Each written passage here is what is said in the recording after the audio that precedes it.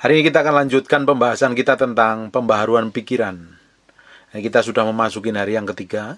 Saya berdoa, saudara dan Bapak Ibu yang dikasihi Tuhan, semakin hari semakin dibawa ke pusat kehendak Tuhan dan semakin mengenal kehendak Tuhan yang sempurna dan berkenan di hadapan Tuhan.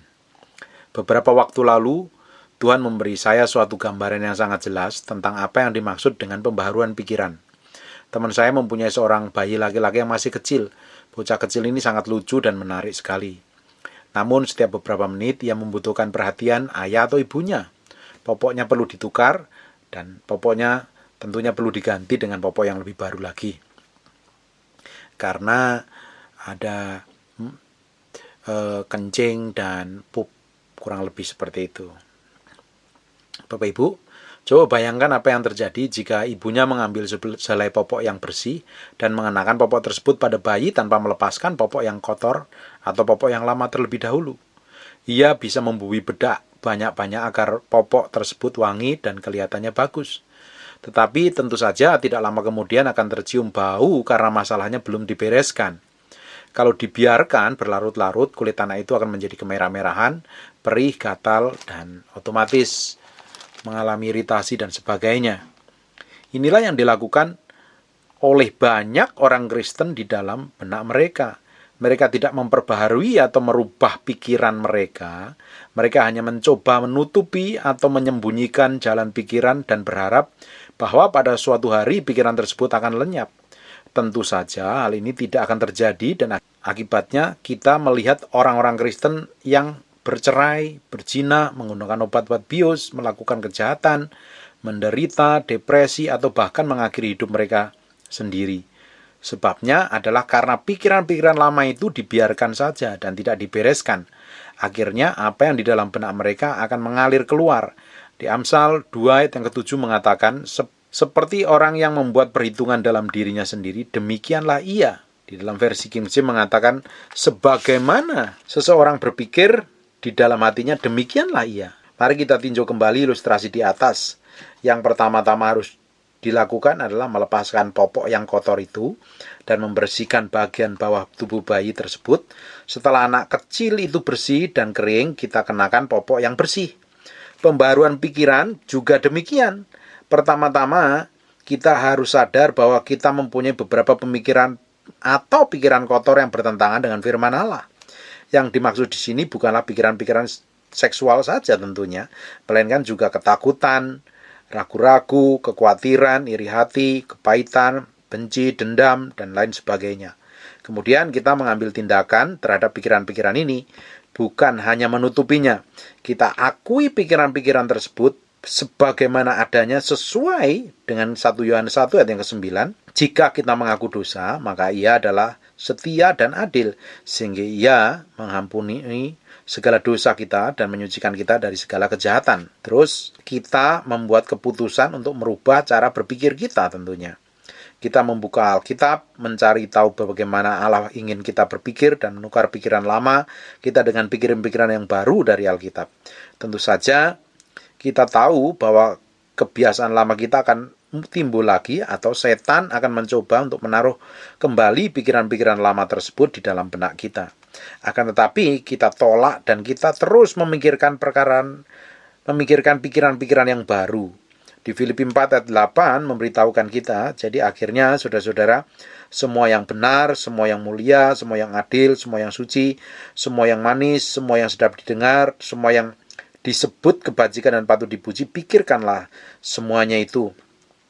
Arahkan pikiran Anda terus-menerus pada hal yang ini. Persis seperti bayi tadi, popoknya tidak lama kemudian akan kotor lagi. Dan kita harus membersihkan bayi itu lalu mengenakan popok yang bersih tentunya. Proses ini berlangsung terus-menerus, akan tetapi pada suatu hari ia tidak akan memerlukan popok lagi tentunya. Apabila kita terus memperbarui pikiran kita, pada akhirnya pola-pola lama kita tidak akan timbul lagi, melainkan telah berubah menjadi yang baru. Kita segera mengenali pemikiran yang negatif, maka mengakuinya di hadapan Tuhan, memutuskannya untuk merubahnya dan mengganti atau menukarnya dengan pemikiran-pemikiran Allah. kita tidak akan pernah tiba ke tingkatan di mana kita perlu memperbarui pikiran kita lagi, karena tidak ada satupun dari kita yang akan pernah menjadi sempurna.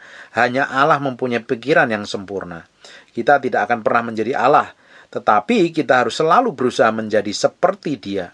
Di Matius 5 ayat 48 mengatakan, karena itu haruslah kamu sempurna, sama seperti Bapamu di surga yang adalah sempurna. Jika kita tiba di suatu tingkatan di mana kita berhenti merubah jalan pikiran kita, kita akan mengalami stagnasi, keadaan terhenti.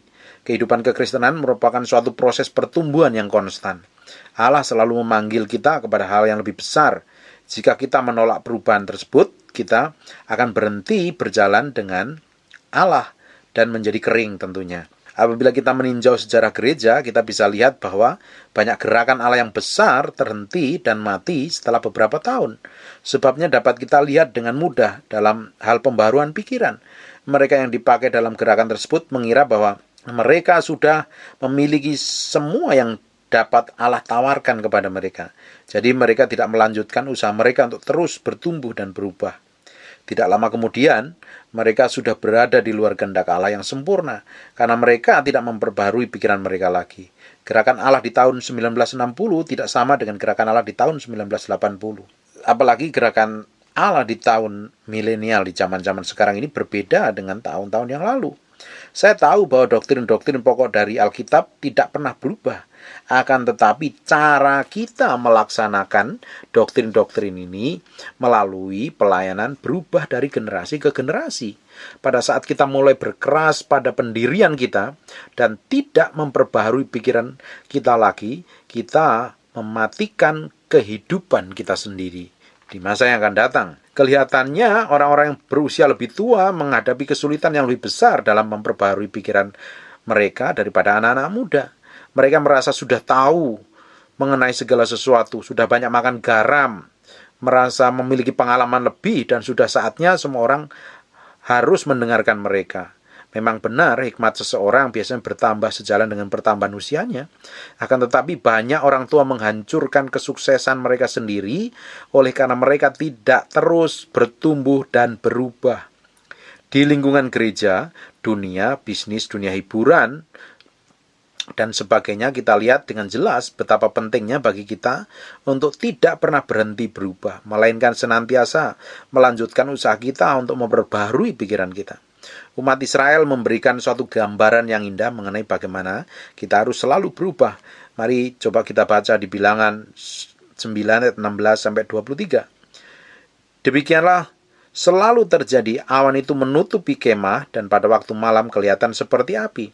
Setiap kali awan itu naik dari atas kemah, orang Israel pun berangkatlah, dan di tempat awan itu diam, di sanalah orang Israel berkemah.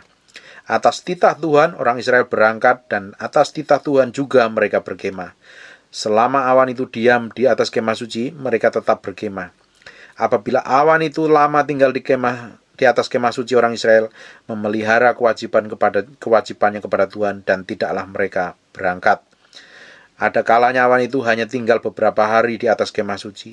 Atas titah Tuhan mereka berkemah, dan atas titah Tuhan juga mereka berangkat. Ada kalanya awan itu tinggal dari petang sampai pagi. Ketika awan itu naik pada waktu pagi, mereka pun berangkat, baik pada waktu siang, baik pada waktu malam. Apabila awan itu naik, mereka pun berangkat. Berapa lama pun juga awan itu diam di atas kemah suci, 2 hari, sebulan, atau lebih lama, orang Israel tetap berkemah dan tidak berangkat. Tetapi apabila awan itu naik, barulah mereka berangkat. Atas titah Tuhan mereka berkemah, dan atas titah Tuhan juga mereka berangkat. Mereka memelihara kewajibannya kepada Tuhan menurut titah Tuhan dengan perantaraan Musa. Coba perhatikan baik-baik bagaimana Allah berulang kali menekankan atas titah Tuhan mereka berkemah, atas titah Tuhan mereka berkemah, atas titah Tuhan juga mereka berangkat. Orang Israel selalu siap untuk berangkat atau berkemah. Mereka tidak bisa menetapkan sekehendak mereka atau seenak-enaknya di satu tempat. Bayangkan saja apa yang akan terjadi apabila Salah seorang mengatakan, saya sudah berjalan cukup jauh, saya sudah mengikuti Tuhan selama 20 tahun, dan disinilah Allah menginginkan saya tinggal. Beberapa waktu kemudian orang itu akan melanjutkan perjalanannya dan tentunya mereka akan tertinggal. Semua teman dan tetangga akan mengepak perlengkapan mereka dan melanjutkan perjalanan. Anak-anak akan menjadi marah karena teman-teman mereka tidak ada bersama mereka lagi. Dan istrinya akan merasa kesal karena kelompok doanya sudah berangkat. Namun ia akan mengatakan, kita sudah berjalan cukup jauh. Saya sudah banyak berubah dan saya berhak untuk rileks sebentar. Tak lama kemudian, terik matahari akan membakar mereka karena awan penudung mereka telah pergi dan dinginnya malam akan membuat mereka beku karena tiang api tidak lagi di sana. Lalu orang itu akan mengatakan, Tuhan, mengapa Engkau membiarkan hal ini terjadi? Mengapa Engkau tidak menjawab doaku? Tetapi yang menjadi masalah bukanlah Allah. Allah menghendaki ia diam di bawah tiang api dan tiang awan. Dan Allah menghendaki ia berada di tengah-tengah teman-teman sebangsanya. Namun karena orang ini tidak mau berubah, tidak mau lagi berjalan dan bertumbuh bersama Allah, ia tidak dapat menerima kehidupan yang Allah telah sediakan baginya. Kita harus memperbarui pikiran kita, senantiasa merubah cara berpikir kita. Kita harus bertumbuh menjadi kuat di dalam firman agar kita bisa hidup dalam cara yang Allah inginkan kita memiliki. Jadi mutlak sekali kita harus belajar terus berubah dari sehari ke sehari, memperbaharui pikiran, memperbaharui pola pikir, cara pandang kita yang lama harus dibuang dan kita pakai pola pikiran, cara pandang sesuai dengan apa yang Alkitab katakan. Baru lambat hari, tambah hari, pikiran kita, ide kita, cara pandang kita menjadi serupa seperti Yesus Kristus Tuhan. Amin. God bless you.